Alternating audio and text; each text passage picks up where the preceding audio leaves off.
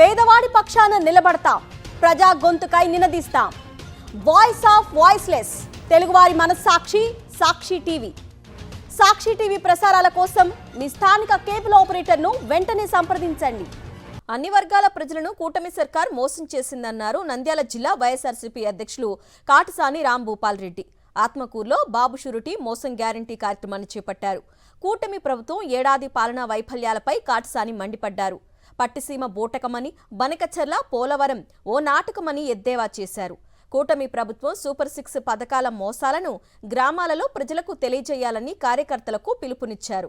చంద్రబాబు సర్కారు ఒక్క పెన్షన్ తప్ప ఎలాంటి పథకాలు అమలు చేయలేదని మాజీ ఎమ్మెల్యే శిల్పా చక్రపాణిరెడ్డి విమర్శించారు.